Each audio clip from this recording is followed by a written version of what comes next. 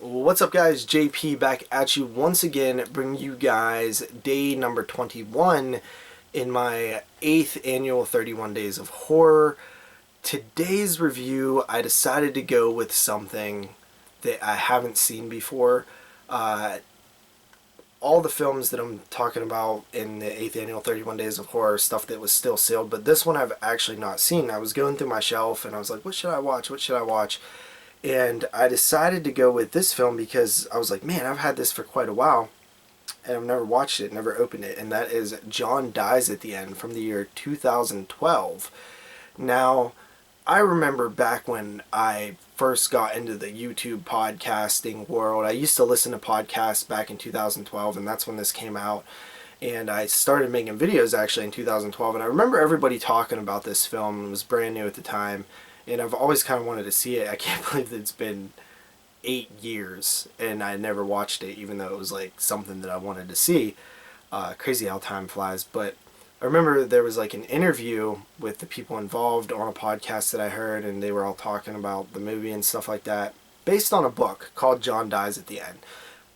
I've actually listened to an audible version of the book, not the whole thing, but like the first couple chapters, and I was like having a hard time following it because I was doing other things. But now seeing the movie, I remembered the beginning of the book really well, and I was like, yeah, I kind of want to re-listen to that or start that again because I kind of know where the story's going, and maybe it'll be a little bit easier to pay attention. It was really cool, like it was really neatly written, like some of the stuff that they were saying. But anyway, the movie itself, directed by Don Coscarelli.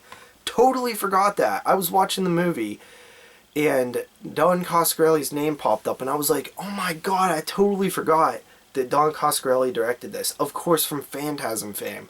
And Bubba Hotep, which I'm not a huge fan of, honestly. But it even says so on the cover. Didn't even notice it when I put it in the player. But yeah, Don Coscarelli. I totally forgot he directed this. Wow, man. Don Coscarelli should have done more films. They should have let him do more films. I'm sure he wanted to.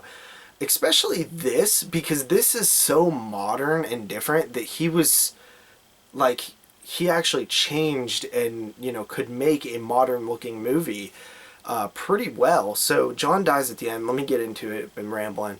It follows, I want to say John, but it's not John, it's David. David is the lead, and he's kind of a slacker. His friend John's kind of a slacker.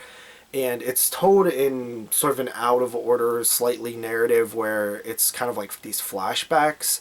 And John is telling this reporter this crazy story. And when he first introduced himself, he displays these sort of psychic abilities. Like he can tell the guy how many coins he has in his pockets and like the years of them and stuff. And this guy's like, yo, what the hell? But as John starts telling this story, he starts talking about this run-in with this drug that he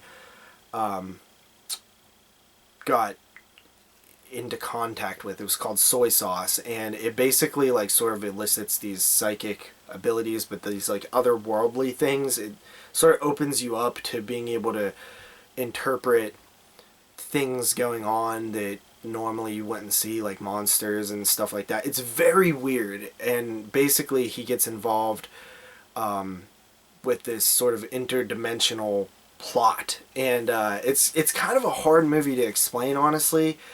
But there's a bunch of weird stuff that happens, like, you know, with like slugs and or like, you know, worm monsters and different things like that, and you know, just like there's one monster that forms from a bunch of meat. Like there's a bunch of meat in the freezer and it forms up together and it's a giant meat monster. It's really cool, man. And there's actually there's actually one moment that actually kind of scared me a little bit. It was like a jump scare moment.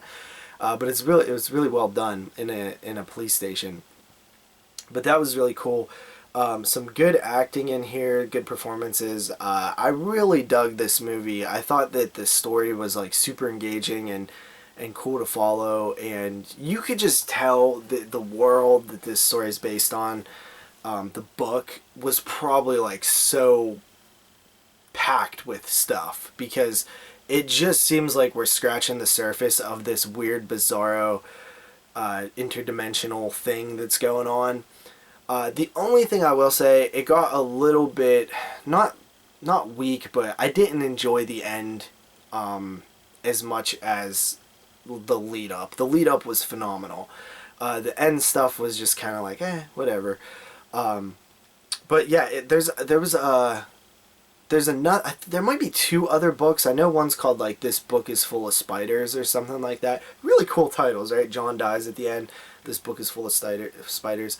The film kind of sets up a sequel, but obviously that never happened. It would have been cool to see the other stories adapted. But overall, I thought this movie was really dope, really cool, super engaging, and just neat. Like, there's some CG in it, but it didn't really bother me too much because they really do put a lot of practicals in there too, and I appreciate that. So, John dies at the end. Honestly, I'm gonna give it like an 8 out of 10. I really liked it. So that's John dies at the end.